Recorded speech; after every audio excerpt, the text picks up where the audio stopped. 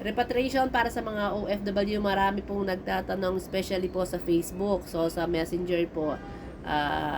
Yung iba po, hindi ko na po masasagot ha. So, ito po, isahan na lang po. Doon po sa mga nagtatanong paano ang repatriation. So, make it sure po, depende po kung nasa ang bansa kayo. So, dapat po nasa inyo ang inyong passport. Kailangan po diyan ng it's either verified contract or employment certificate or salary certificate. Yun po ang kailangan. At dapat po wala po kayong abscond, kaso ano pa ba, yung mga fines. Kailangan po malinis, clear po kayo, and make it sure po na dapat payagan kayo ng inyong mga employer. So, doon po, kagaya po ng mga iba nating binigyan ng advice, meron po yung gusto lamang magbakasyon. Yes po, pwede po, makakapagbakasyon po kayo kasi mostly po ngayon na yung iba nga na-terminate, di ba? Yung iba naman, forced vacation, yung iba naman, 20% yung kaltas sa sahod or 50% kaltas sa sahod. So, mas gusto nilang umuwi. Yung iba naman, naghahanap po ng trabaho and may nahahanap naman po sila kaya makaltasan sila. Alisan sila ng 20%. Pero mostly po mostly po ang mga trabaho po is regular. Walang masyadong pagbabago. So balik po tayo doon sa repatriation. Gaya po na sinasabi ko, kailangan po nasa inyo yung passport and it's either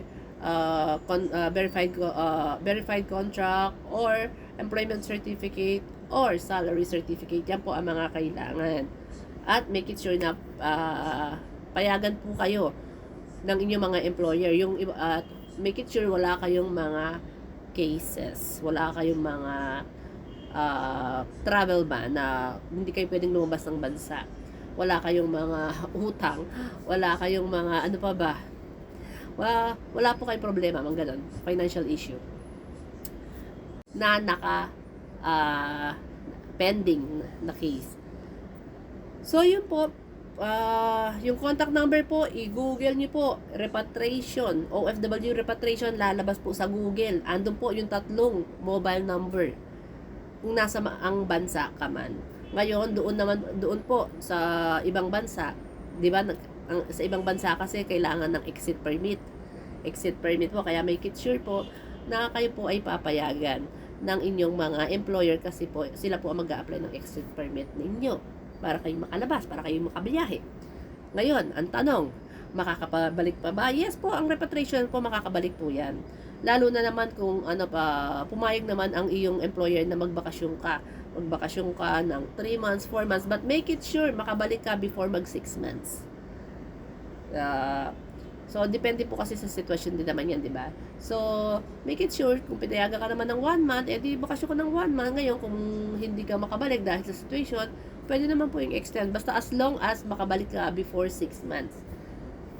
Yan po, ha? So, doon po sa mga nagtatanong, yung contact number, yung email, ako po, may mga tinutulungan na po ako ngayon na mag-send ng email doon sa register sa repatriation dito sa Dubai. So, doon po sa ibang bansa, nasa Google po lahat ang ano ba 'yon? Ang mga detalye para kung sino po yung tatawagan nyo at kung saan po kayo mag-i-email para i-send po yung mga requirements at magpa-register na po kayo for repatriation. Ganyan po, ha. Sabi nila, makakasabay ba ang mga tourist? Yes po, makakasabay po ang tourist. Hindi ba nung nag-repatriate sila, nakahalo po ang tourist. Yung mga na-stranded na tourist at yung mga finish contract na nakabook na, sinabay din po yun. Kaya nga po may mga OFW na nagre-reklamo, kami bumili ng ticket namin, kesyo ganito, ganyan, wala na kahit daw isang noodles, wala nang binigay. Mga stranded tourist po sila eh. Sumabay po sila doon sa mga re-repatriate. So, hindi pa sila nagpasalamat, nagreklamo pa sila. Pasalamat kayo, isinabay kayo. Kasi for repatriation ng mga OFW, yung mga tourist isinabay. Yun po. So, anyway, yun po ha. Maging po tayo, kailangan aware tayo and matuto po tayong mag-research. Libre po ang Google. Kung nga ang TikTok, Facebook, YouTube, libre. Lalo na ang Google, di ba? I-Google mo lang yan. Makikita niyo po yung detalye, yung email, yung contact, at yung mga kailangan.